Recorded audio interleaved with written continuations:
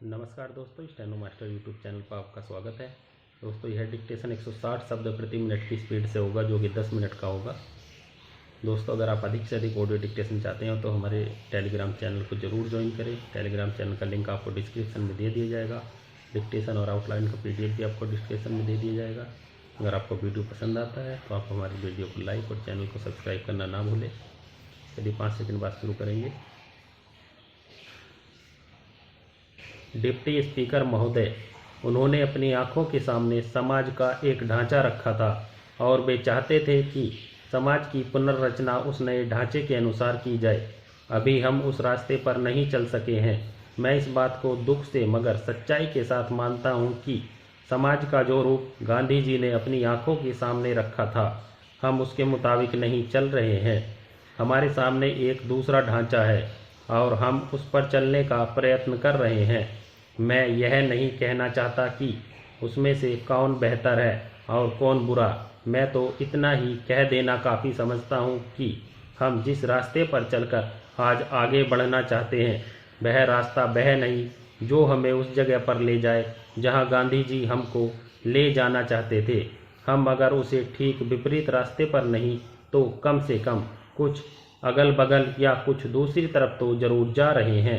हो सकता है कि हमारी आंखें आहिस्ता आहिस्ता खुले और फिर हम सीधे रास्ते पर आ जाएं। आज देश में जो रचनात्मक काम हो रहा है, उसकी मैं बड़ी कीमत इसलिए लगाता हूं कि फिर कभी हम उस रास्ते पर आ सकेंगे, और अगर हमने इस काम को भी छोड़ दिया तो फिर इधर लौटने की कोई उम्मीद नज़र नहीं आती। इसलिए मैं चाहता हूं कि हम इस रचनात्मक काम को पूरे बल और ताकत के साथ आगे बढ़ाते जाएं। बहुत जमाना हुआ जब एक अंग्रेज यहाँ आया था। वह बड़ा विद्वान था। उनकी किताबें अब भी चल रही हैं। गांधी जी उस समय खादी और ग्रामोद्योग की बातें चला रहे थे। आप जानते हैं कि पश्चिमी देशों में कोई भी चीज़ ऐसी नहीं जो बिना यंत्र के हो। वहाँ सब काम मशीनों के द्वारा किए जाते हैं। यहाँ तक कि मेज पर खाना परोसने का काम भी खुद ब खुद हो जाता है और आदमी को लाकर रखने की खास ज़रूरत नहीं पड़ती। वहाँ के आदमी ने आकर यह देखा कि हमारे यहाँ के लोग घर में बैठे बैठे रुई का सूत बना लेते हैं, उस सूत से कपड़ा बुनते हैं और उसी से घर में कपड़ा सी लेते हैं। उसने यह भी देखा कि यहाँ के लोग इसी प्रकार खेती के काम में भी धान को कूट पीस कर चावल बना लेते हैं। रोटी और तरह तरह की चीज़ें घर में ही बना लेते हैं और खा लेते हैं। हमारी इन सब चीज़ों को देखकर उसने कहा कि हम इन चीज़ों को अपने यहाँ कायम रखें। अगर पूरी तरह से नहीं तो कम से कम नमूने के तौर पर तो कायम रखें ही। एक दिन आएगा जब दुनिया सब मशीनों को छोड़ फिर इसी चक्की का उपयोग करेगी और इसी चरखे पर सूत कातेगी। यह बात मैंने 25-30 वर्ष पहले की कही है। पिछले 2500 वर्षों में साइंस की तरक्की हुई है और पिछले 10-15 वर्षों में तो बहुत ही हुई है। महोदय, भारतीय उद्योग परिसंघ के शताब्दी समारोह के अवसर पर यहाँ आकर मुझे बड़ी प्रसन्नता हो रही है। इस बात का विशेष महत्व है कि ये समारोह कलकत्ता में हो रहे हैं। हमारे देश के औद्योगिकीकरण में इस शहर ने अग्रणी भूमिका निभाई है। कलकत्ता हमारा पहला औद्योगिक व व्यापारिक केंद्र था, जहाँ विशेष रूप से चाय, पटसन और इंजीनियरिंग उद्योगों से संबंधित गतिविधियाँ केंद्रित थीं। अपनी महत्वपूर्ण सामरिक स्थिति के कारण यह पूर्वी भारत की प्रगति और अभिवृद्धि का मुख्य केंद्र बना रहेगा। हमारी नई नीतियों के परिणाम स्वरूप जिस नई पहल और प्रेरणा का प्रादुर्भाव हो रहा है, उससे मेरा विश्वास है कि कलकत्ता शहर का और इस सारे क्षेत्र का कायापलट हो जाएगा। मैं आपको बिल्कुल अभी हाल में प्राप्त एक महान सफलता के लिए भी बधाई देता हूं, और यह इस क्षेत्र के औद्योगिकीकरण के लिए एक बड़ा अच्छा शकुन है। चीज़ें इतनी बदल गई हैं कि कल तक जो विरोधी थे वही आज रक्षक बन गए हैं, और यह सचमुच में बड़ी खुशी की बात है। इस खुशी के मौके पर मैं भारतीय उद्योग परिसंघ को बधाई देता हूँ। सन 1895 में केवल 5 इंजीनियरिंग कंपनियां इसकी सदस्य थीं।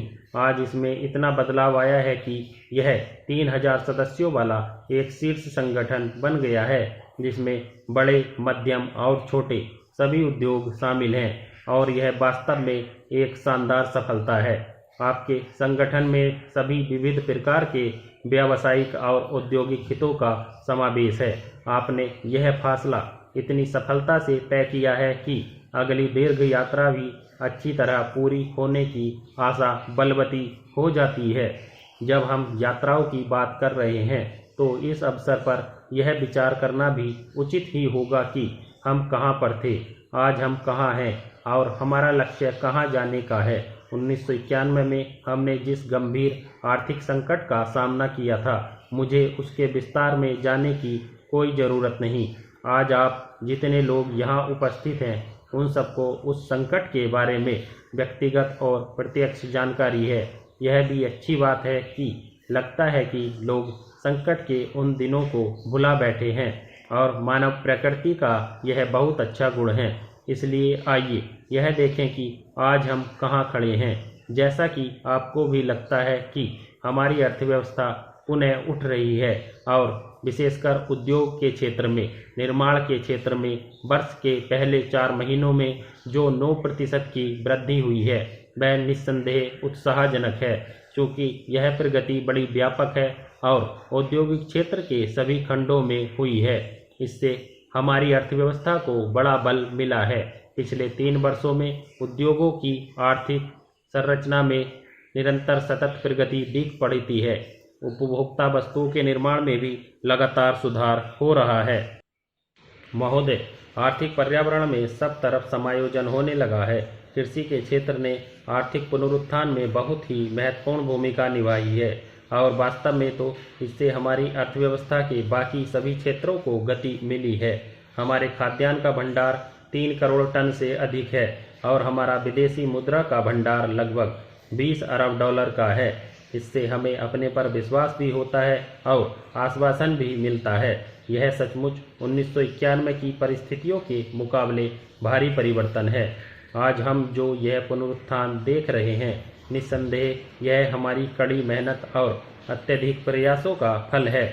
गांव में किसान ने कड़ी मेहनत की है, कारखानों में मजदूर ने कड़ी मेहनत की है और ऐसे ही मैनेजरों या प्रबंधकों और उद्योग के अग्रणी व्यक्तियों ने की है।